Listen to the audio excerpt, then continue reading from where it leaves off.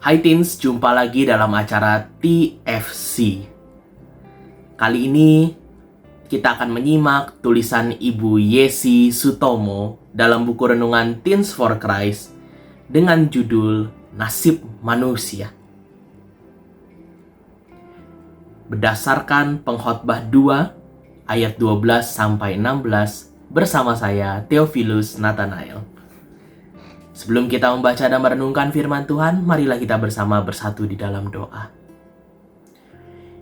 Ya Roh Kudus, Sang Sumber Kehidupan, kami mohon tuntunan-Mu dan bimbingan-Mu, agar apa yang kami baca dapat kami lakukan dan kami terapkan dalam kehidupan kami sehari-hari. Ilhamilah kami ya Roh Kudus. Di dalam nama Bapa dan Anak dan Roh Kudus kami berdoa dan kami mengucap syukur. Amin. Yang menjadi pusat perenungan kita terambil dari Pengkhotbah 2 ayat 15. Demikian bunyinya. Aku pun berkata dalam hati, nasib yang menimpa orang bodoh juga akan menimpa aku. Apa gunanya aku dulu begitu berhikmat? Teens, ada sebuah prinsip kepasrahan hidup yang seringkali diidentikan dengan menerima nasib atau keadaan apa adanya. Istilahnya adalah nerimo. Dan prinsip ini bisa memengaruhi cara berpikir dan bertindak kita. Misalnya saat kita mendapatkan nilai ulangan, nilainya jelek, atau mungkin kita gagal dalam melakukan sesuatu. Ya udah, pasrah aja, nerimo saja. Sudah begitu nasibnya. Juga saat mengalami perundungan, bullying, kita diam saja. Karena merasa itu sudah menjadi nasib kita. Teens, dalam teks ini kata nasib berasal dari kata mikreh dalam bahasa Ibrani. Dalam sebuah buku yang ditulis oleh Profesor Emanuel Gerrit Singgi, Di Bawah Bayang-Bayang Maut, Profesor Singgi mengatakan bahwa nasib dalam konteks pengkhotbah di sini terbatas maknanya dalam lingkup kematian saja.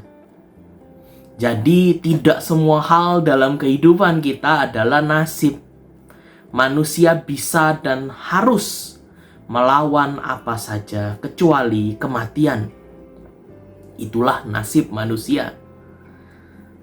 Dan fakta ini tentu membawa perspektif yang baru ya teens, bahwa hal-hal buruk yang mungkin selama ini kita nerimo begitu saja karena kita anggap sebagai bagian dalam hidup kita, sekarang perlu kita pikirkan kembali dan perjuangkan untuk mengubahnya. Kita perlu ingat teens bahwa kematian memang tidak bisa kita lawan ataupun tolak. Sehingga hanya kematianlah satu-satunya yang harus kita nerimo sebagai nasib kita. Namun untuk hal lainnya dalam hidup ini patutlah kita upayakan semaksimal mungkin. Kita harus berusaha mengubah hal-hal yang bisa kita ubah untuk menjadi lebih baik. Jangan sekedar pasrah atau nerimo saja. Misalnya bila teman kita merundung kita, membuli kita, itu bukan nasib kita.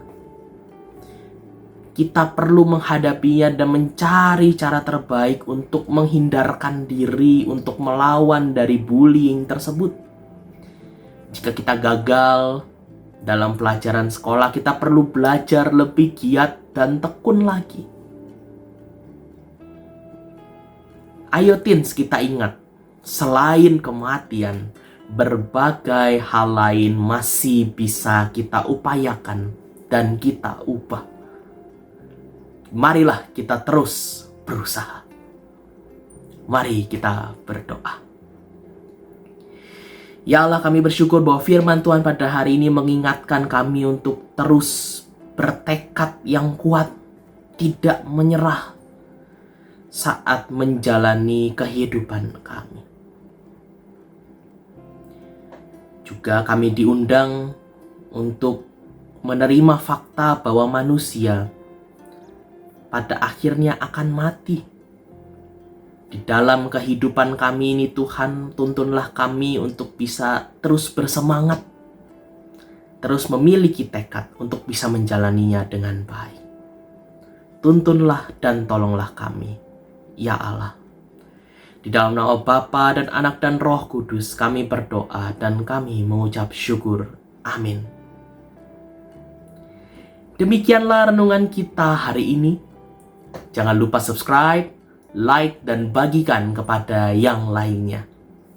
Tuhan memberkati kita semua.